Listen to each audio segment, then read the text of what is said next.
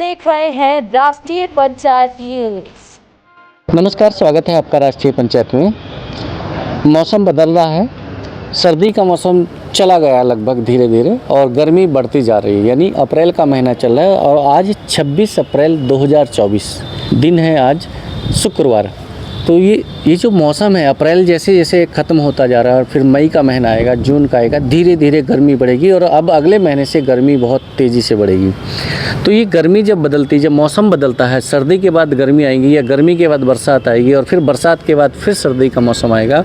तो जब ऋतु चेंज होती है, जब मौसम चेंज होता है, तो ये चेंज होने का जो एक दौर होता है 1.5-2 माह का, इसमें कई संक्रामक रोग होते हैं जिनको हम कहते हैं संचारी रोग। संक्रामक बीमारियां होती हैं जो वायरस से फैलती हैं, कई प्रकार के बैक्टीरिया से होती हैं। क्योंकि इस बदलते मौसम में जो वायरस होते हैं, जो जीवाणु विषाणु होते हैं, वो सक्रिय हो जाते हैं और जो ह्यूमन बीइंग्स होती हैं, यानी जो मानव होते हैं, जो इंसान होते हैं, उस पर उनका बहुत जल्दी इन्फेक्शन होता है, इफ़ेक्ट होता है, प्रभाव होता है, संक्रामित कर देते हैं वो।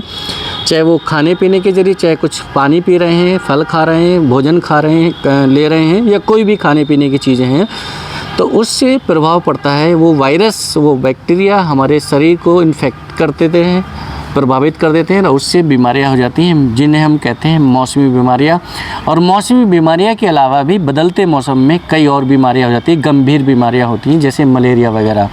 तो हम बात करेंगे उसी बदलते मौसम में जो नई मौसमी बीमारियां होती हैं उसके बारे में। यानी सीधे तौर पे कहें तो संचारी रोग, यानी संक्रामक रोग जो हर समय, हर बदलते मौसम में होते हैं। तो आज हम बात करने के लिए पहुँचे हैं बिजनौर मुख्यालय पर। ये कार्यालय आप देख रहे हैं, कार्यालय है जिला मलेरिया अधिकारी। ये मलेरिया अधिकारी जो DMO शॉर्ट में बोलते हैं, जिला मलेरिया अधिकारी बिजनौर से बात करेंगे कि संचारी रोग को नियंत्रण करने के लिए जो महीना चल रहा है, ये 1 अप्रैल से 30 अप्रैल तक, इस महीने के दरमियान मलेरिया विभाग की तरफ से, स्वास्थ्य विभाग की तरफ से ऐसी कौन कौन सी गतिविधियाँ होती हैं जिससे लोगों को जागरूकता मिले, लोग जागरूक हों, संचारी रोग से वो अपना बचाव कर सकें, और अगर किसी को संक्रामक रोग हो भी गया है तो किस तरह से उनका वो ट्रीटमेंट ले, किस तरह से उनका इलाज कर पाएँ। तो हम बात करेंगे अवेयरनेस के बारे में कि संचारी रोग क्या होते हैं और उनसे हम कैसे बच सकते हैं, क्या सावधानियां लोगों को बरतनी चाहिए। तो हम कार्यालय में पहुंच रहे हैं और बात करेंगे जो यहाँ पर जिला मलेरिया अधिकारी हैं, अभी यहाँ पर तैनात हुई हैं, उनसे बात करेंगे, इस विषय में जानेंगे कि संचारी रोगों को नियंत्रित करने के लिए जो अभियान चल रहा है वो कब से चला है और कब ख़त्म होगा और इस बीच में क्या क्या गतिविधियाँ होंगी। नमस्कार मैडम, आ जाएं। हम पहुँच चुके हैं जिला मलेरिया अधिकारी जो यहाँ पर हैं मैडम, उनके कार्यालय कक्ष में हमारे साथ मौजूद हैं DMO यानी डिस्ट्रिक्ट मलेरिया ऑफिसर। मैडम, स्वागत है आपका। धन्यवाद आपको। आपके बारे में जानना चाहेंगे कि आपका शुभ नाम? जी, मेरा शुभ नाम मंजूषा गुप्ता। जी मैडम, ये जो संक्रामक रोगों की रोकथाम के लिए जो ये अभियान चलता है, ये कब से कब तक चलता है? सर, इसका पूरा नाम संचारी रोग नियंत्रण अभियान है। ये इस वर्ष जो चला है, प्रथम चरण का 1 अप्रैल से 30 अप्रैल के बीच में चला हुआ है। 3 बार चलता है साल में 3 बार, अप्रैल में, जुलाई में और अक्टूबर में। मतलब जब ऋतु चेंज होती है, जी, मौसम बदलता है। जैसे ऋतु चेंज होने के पूर्व ये अप्रैल में, फिर मिड बरसात में और फिर उसके बाद आफ्टर बरसात। जी। तो अभी जैसे मौसम बदल रहा है और 1 तारीख से, 1 अप्रैल से संचारी रोग नियंत्रण अभियान शुरू हो चुका है। मलेरिया विभाग की अगर हम बात करें या स्वास्थ्य विभाग की बात करें तो लोगों को जागरूक करने, क्योंकि जब तक जागरूकता नहीं आएगी लोगों में तब तक ये जो संचारी रोग होते हैं इनसे बचना बड़ा मुश्किल है। तो क्या क्या गतिविधियाँ चल रही हैं जागरूक करने के लिए विभाग की तरफ से? देखिए, ये मुख्यमंत्री जी का प्राथमिकता प्राप्त प्रोग्राम है और संचारी रोग के ही लिए उन्होंने स्पेशली इसको 2018 में चलवाया था। ये इसमें क्या होता है कि जो स्वास्थ्य विभाग है या मेरा विभाग है, ये नोडल विभाग होता है। इसके साथ साथ अन्य 11 विभागों का अंतर्विभागीय समन्वय स्थापित किया गया है ताकि इस प्रोग्राम का जो बेनिफिट्स है वो ज़्यादा से ज़्यादा प्राप्त हो सके। मतलब जो अन्य 11 विभाग हैं उनके जो ग्राउंड लेवल के, रूट लेवल के ऑफिसर हैं, वो भी इसमें सक्रिय भूमिका निभाते हैं, लोगों को अवेयरनेस। जैसे हमारे स्वास्थ्य विभाग में दस्तक अभियान चलता है तो इसमें आशा हमारी फ्रंटलाइन वर्कर है, ऐसे ही अन्य विभागों के भी जो फ्रंटलाइन वर्कर है वहाँ से स्टार्ट होकर ऊपर तक सभी इसमें अपना प्रमुख रोल निभाते हैं। क्या जैसे जागरूक करने का जो एक तरीका अगर हम बात करें कि कैसे जागरूक करते हैं, जैसे आशाएं तो आप बता रहे हैं कि दस्तक में जाती हैं, दस्तक अभियान के तहत वो डोर टू डोर जाकर अवेयरनेस करती हैं जी। लेकिन आशा जी आशा जो है दस्तक अभियान के दौरान घर घर जाती हैं और उसमें वो बुखार के रोगियों का पता करती हैं। अगर बुखार है तो उसे तुरंत चिकित्सा जो राजकीय चिकित्सा है वहाँ जाने के लिए कहती है, रिकमेंड करती हैं। हाँ, जैसे अगर नहीं कोई जा पा रहा है तो 108 हमारी एम्बुलेंस होती है, उसके बारे में उनकी जानकारी देती हैं। उसके अलावा क्षय, कुष्ठ और कालाजार, फाइलेरिया के बारे में भी जानकारी देती हैं। इन सब जानकारी को वो प्रत्येक घर में देती है। और इस बार क्या है कि हीट वेव जो है हमारा प्राथमिकता में रहा है, हीट वेव के विषय में बता मतलब जिसको ग्रामीण भाषा में हम कहते हैं लू लगना, लू लपट कहते हैं। जी, हाँ, हाँ। उसके बारे में बता रही हैं और कैसे उसका बचाव कर सकते हैं इसकी जानकारी दे रही हैं। और आभा आईडी जो जनरेट की जा रही है, जनरेट शुरू से की जा रही कई दिनों से, लेकिन इसमें ये टारगेटेड रखा गया कि प्रत्येक परिवार के प्रत्येक सदस्य का आभा आईडी बनाएंगे। अच्छा, ये आशाओं के अलावा जो अदर डिपार्टमेंट के लोग हैं, अन्य 11 विभागों के जो ग्राउंड लेवल के ऑफिसर हैं, उनका क्या योगदान है इस अवेयरनेस, इस जागरूकता कार्यक्रम में? 11 विभाग शामिल है, जैसे नगर पालिका है और ये अपना पुष्टाहार है, बाल विकास सेवा एवं पुष्टाहार विभाग है, शिक्षा विभाग है, पंचायती राज विभाग है, पशुपालन है। ये सारे विभाग मिलके अपना अलग अलग, जैसे पशुपालन विभाग है वो क्षेत्र विजिट करेगा और जहाँ पशुओं की गतिविधियाँ हैं वहाँ उसको नियंत्रित करेगा। जैसे सुअर पालक है कोई तो उनको उनकी जागरूकता के बारे में बताएगा। और जैसे एग्रीकल्चर है तो चूहा छछूंदर से स्क्रब टाइफस वगैरह बीमारी होती है उसके बारे में जानकारी देंगे, उसकी बचाव कैसे होती है। ये अपना पंचायती राज विभाग की साफ सफाई के बारे में बताएंगे। पंचायती राज विभाग जो है वो झाड़ियों की कटाई, क्योंकि स्क्रब टाइफस भी झाड़ियों से होता है, तो झाड़ियों की कटाई करवाएंगे, सफाई करवाएंगे, नालियों की सफाई नगर पालिका के थ्रू हो जाएगी और फॉगिंग कराया जाएगा। ये सभी एंटी लार्वा का छिड़काव पंचायती द्वारा, शिक्षा विभाग द्वारा हम अपने ग्राउंड लेवल से लेके ऊपर तक शिक्षित करने के प्रयास में हैं, ताकि बच्चे आज अवेयर होंगे तो वो घर पे जाके इस बात को बताएंगे कि क्या करना है। इसी क्रम में सारे विभाग को जोड़ा गया है। अच्छा, जैसे संचारी रोग का हम बात करते हैं तो ऐसे कौन कौन से रोग आते हैं जैसे लोगों को कई बार पता ही नहीं होता है कि ये रोग संक्रामक रोग हैं, तो कुछ ऐसे जो कॉमन रोग बीमारियां हैं जो संचारी रोग में आती हैं? जी, संचारी रोग में जैसे है आपका ASJE है, जैपनीज इंसेफ्लाइटिस है, फाइलेरिया है, मलेरिया है, कालाजार है, डेंगू है, स्क्रब टाइफस है, लेप्टोस्पायरोसिस है, ये सारी बीमारियां इसमें। अच्छा, इनकी कॉज क्या होंगे?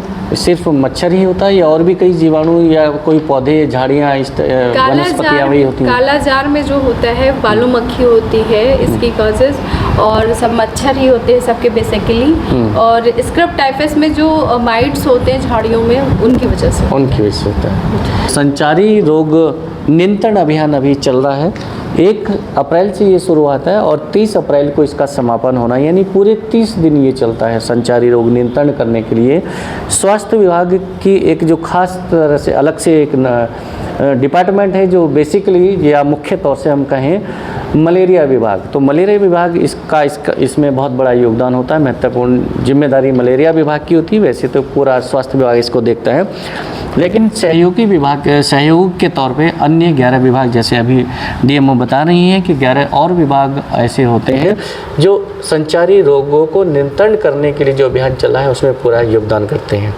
नियंत्रण अभियान जो कि 1 अप्रैल से हर साल शुरू होता है, और जैसा मैडम ने अभी बताया कि वर्ष में 3 बार ये अभियान चलता है, क्योंकि 3 समय ऐसा आता है, 3 के साल भर में 3 मौसम ऐसे आते हैं, 3 परिस्थितियाँ ऐसी आती हैं कि इस अभियान को चलाने की आवश्यकता होती है।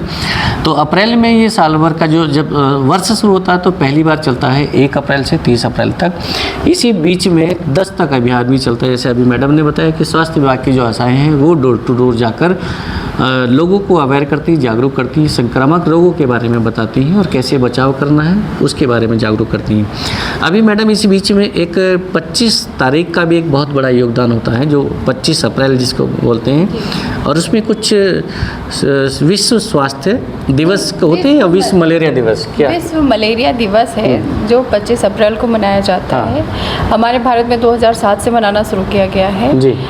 इसका बेसिक वो है कि इस जागरूकता फैलाना थ्रू मीडिया, थ्रू शिक्षा विभाग, इसके द्वारा इसके जागरूकता फैलाना। हर रविवार मच्छर पर वार, ताकि लोग जो है अपनी खुद की घर में सफाई जो है साफ कर सके। कूलर है या नारियल के खोल या टूटे फूटे कप वगैरह जो पड़ते हैं जिसमें पानी जमा हो जाते हैं, ताकि मच्छर के लार्वा ना पनपे। इसी के क्रम में ये विश्व मलेरिया कि वो हर रविवार पे ये हमारा होना है, इसीलिए वो एक नारा दिया गया है कि हर रविवार मच्छर पे वार। 25 अप्रैल यानी आज 26 है, कल 25 अप्रैल को जो मलेरिया विश्व मलेरिया दिवस मनाया गया है, तो उसमें अपने यहाँ क्या गतिविधियाँ होती है विभाग की तरफ से?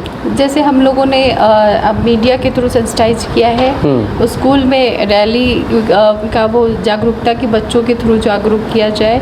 मच्छरदानी का प्रयोग और फुलस्तीन के कपड़े पहने जो इसके सारे बताए जाते हैं वो बताए गए हैं। उनको जागरूक करने के क्रम में CSC PSC पे आने वाले लोगों की मलेरिया की जांच की गई है और क्या कहते हैं इनसे संबंधित रैली निकाली गई है।